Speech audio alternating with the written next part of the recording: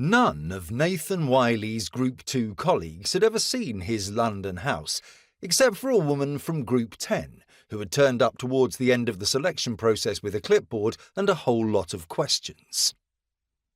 It had been obvious to him that she was taken aback when she saw where he lived.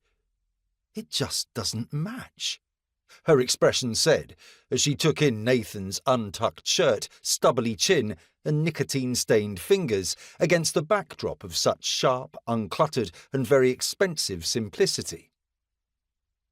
It wasn't the first time someone had reacted like that. His was the house of a Scandinavian architect or a Japanese engineer. It wasn't the house of someone who looked like Nathan, let alone someone whose CV said that he'd spent the last 10 years working in technical support. Taking out his phone to check the home protection system one last time, Nathan pressed the button to let the night bus driver know he was getting off. He enjoyed these late-night journeys through London too much to consider giving them up.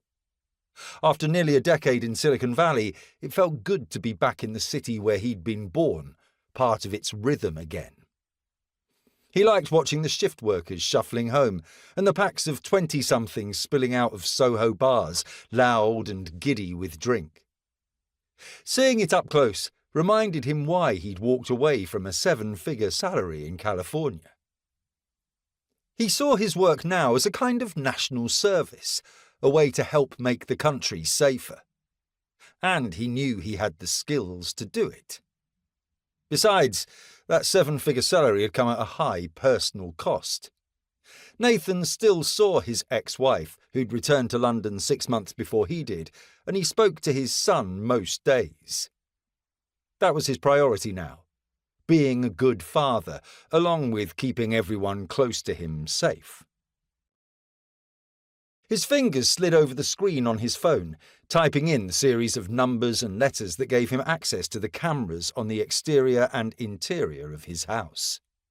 He could see that no sensors had been triggered, but wanted to confirm with his own eyes that the coast was clear. He swiped through the rooms: living room, office, kitchen, bedroom. All clear. He pressed his thumb to the reader to unlock the second phase of his system, which ran a small electrical current through his window and door locks that would be interrupted if anyone so much as touched them. Also clear. He'd installed pressure pads beneath the soil in the small front and back gardens, and thermal imaging cameras concealed throughout the interior would pick up the heat signature of anyone who ought not be there. Clear.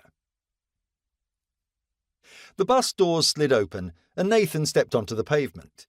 Despite the late hour, he was planning on putting in a few more hours at his computer.